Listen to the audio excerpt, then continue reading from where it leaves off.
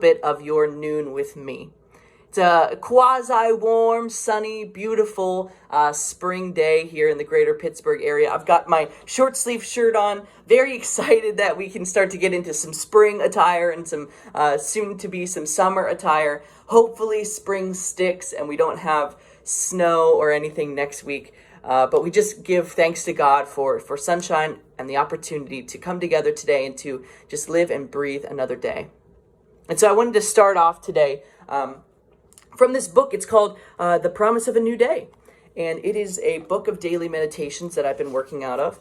And actually last week, March 14th on Pie Day, hopefully you had some pie, I came across a very interesting meditation, one that really stuck with me and challenged me in a certain way. It's on expectations, and it reads, "If we expect children to behave as adults, of course we shall find them tiresome. If we expect water to be milk, we will be continuously disappointed. But since we can control and direct our expectations, why should we set ourselves up for such inevitable annoyances? But we do. We're constantly expecting things unreasonably and then being disappointed, shocked, heartbroken, and betrayed. It would be so much more rational simply to take things as they come, without expectations." And so I started to kind of ponder, what are the things in my life that I expect but then leave me heartbroken or shocked? Where is it in my life that I expect water to be milk, that I expect red to be blue, or I expect something of someone but they just don't quite deliver on the expectations that I have in my life? And where is it that people expect something of me and I just don't live into that expectation? I don't quite measure up to what they are expecting from me. And where is it that I feel heartbroken or disappointed because of those expectations I've invested in? You know, I think that we've probably all come across these feelings, coming in and out of these feelings the past year, as we expected our lives in 2020 and 2021 to be vastly different than what they are now.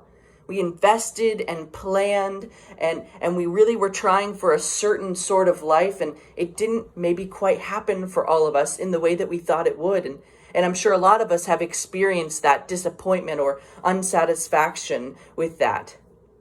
And so these feelings reminded me of a study that I just finished on Ecclesiastes. And so I would invite you, if you have a Bible, just to go to Ecclesiastes chapter 2.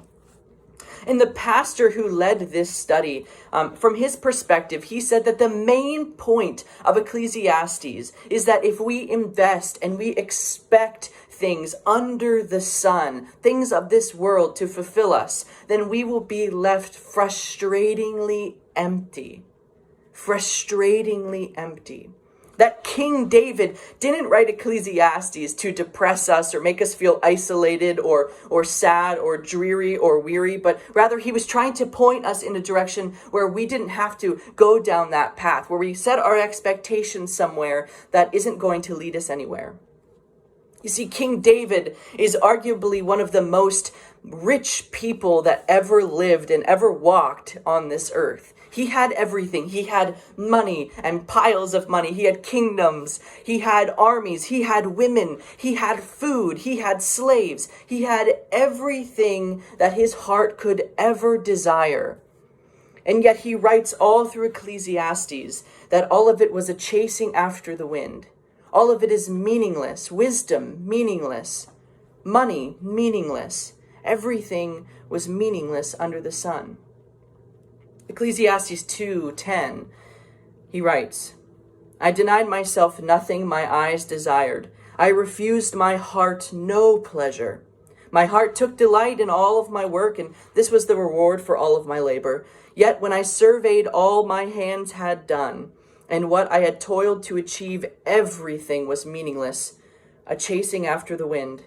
Nothing was gained under the sun."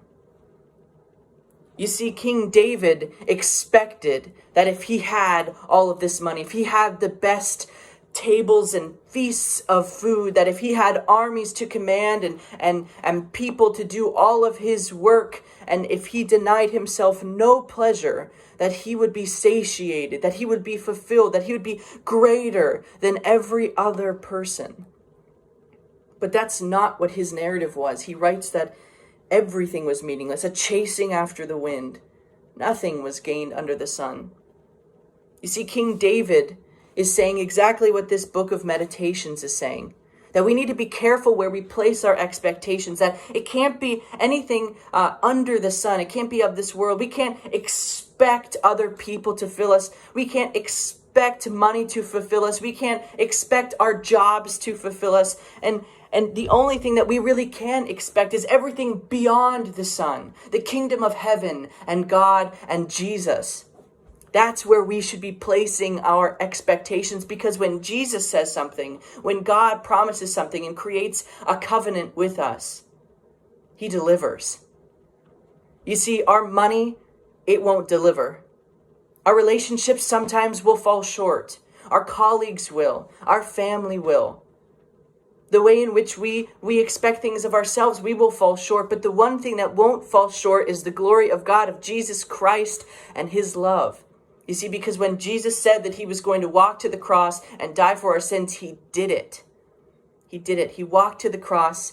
He hung on the cross. He bled and he died for our sins. And when God says that he would raise him up, he did it. And that's the good news of the gospel, is that when we put our expectations in God, he delivers. He delivers. That we can't expect the world to be our God. We can't expect money to be our God. We can't expect the people in our lives to be our God. We can't expect our jobs to be our God, but we have to expect God to be our God. We have to expect that Jesus' word is truth. We have to expect that Jesus' love is everlasting. And that's the good news that Jesus brings to us, that we can expect something from him. If there's anything in this lifetime that we can expect, it's not here in the world. It's not worldly things, but it is setting our eyes on the kingdom of heaven. It is setting our eyes on God's love and God's promises. And so I would invite you, along with myself, to think about what is it that we are expecting of other people, of ourselves, of our money, of our jobs, that are just leaving us at the end of the day feeling not satiated. And can we challenge ourselves to let go of that? To try to distance ourselves just a little bit from those expectations and take that energy and invest it in God. Because at the end of the day, it's God who will come through for us. It's God who will sustain us with his everlasting love and the promise of everlasting life if we have a relationship with Jesus Christ.